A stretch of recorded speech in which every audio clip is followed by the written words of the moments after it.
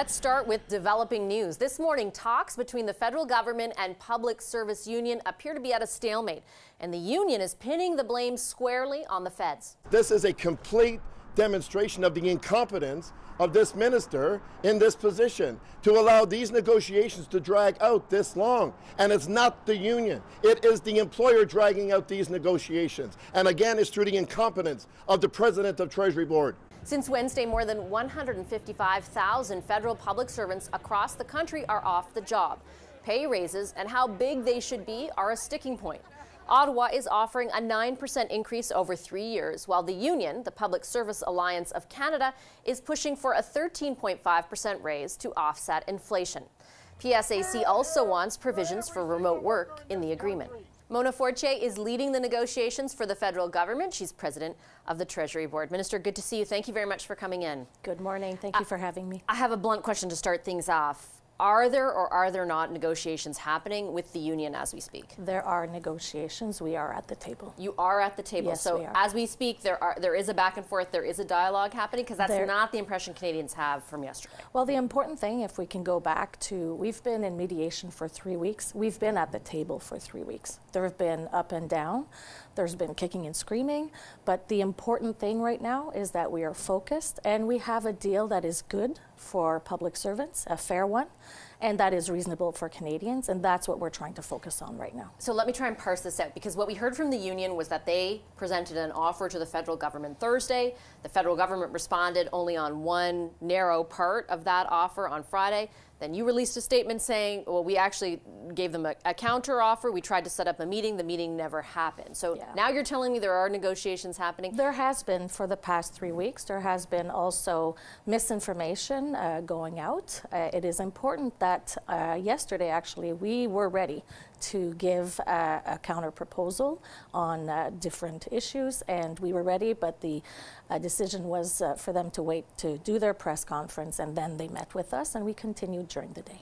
So I guess what I'm confused on still is whether, is there an offer currently from the government to the union, and then from the union to the government, like something new beyond the 9 versus 13.5% that we've been discussing all week, that is actually being negotiated on right now? So I can't talk about the negotiations per se. What's important is that we started last year to table our first monetary position, and then PSAC left and came back to the table for mediation, which we started 3 weeks ago.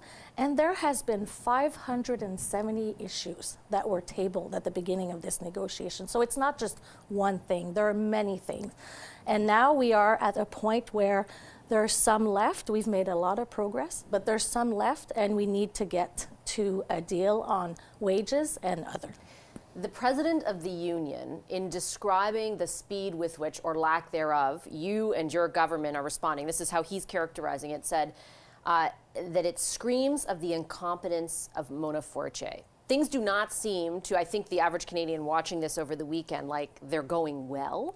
How do you respond to that? Well, I'm not going to be distracted by the kicking and screaming. I am focused on making sure that we have a deal that is fair and competitive for the employees, which we have, and that is also reasonable for Canadians. I have a responsibility to strike that balance with the negotiation team, and we are at that place.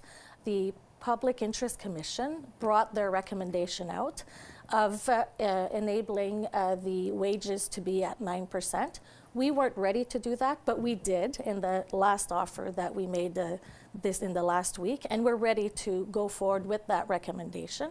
And that is something that is very important for us to show that we have moved, but now it's time to close the deal, and we have something that is good on the table. Minister, that timeline that you laid out, it's been a few months since the mediator described what you have now offered as fair. You didn't table that offer till months after the mediator made that determination. How do you explain that to Canadians who are watching right now, who can't get their passport, have a delayed immigration hearing, or have delays in getting their tax returns? So I first of all, I know that Canadians are feeling it right now, and we want to resolve this as fast as possible. The union chose the strike, and we have to respect that. But we also know that we started mediation April 2nd, and it's been in the past 3 weeks we've been presenting different proposals, and the last one is the one that is the recommendation of the Public Interest Commission, which is 9% for wages, and I believe we have a strong position for that. Could this have been avoided, though, if you presented that offer earlier? I don't think so, because we didn't have the PIC report recommendation before February 17th. But again, you waited like 2.5 months to table it after that. We can talk about the dates, but we both decided to come back to mediation on April 2nd. We have been at it for 3 weeks. My focus right now is to work with the negotiating team and to bring an end to this cycle and make sure that we have a deal that will be reasonable for Canadians and also fair for the employees. Just before I let you go, Minister, when we talked at the outset of this strike, both parties, the union and yourself, seem fairly optimistic about the tone and tenor of the negotiations, that they would continue. I think Canadians would describe it a bit differently after watching the statements made over the weekend. If in fact talks are as broken down as they appear, are you willing to consider back to work legislation? At this time, I believe the best place to have negotiation and is in a deal is at the table. It's nowhere else. And that's where I'm putting all of our efforts. And the team is back this morning at the negotiation table, and we will continue to work to make sure we get to a deal. Have you ruled it out entirely, though?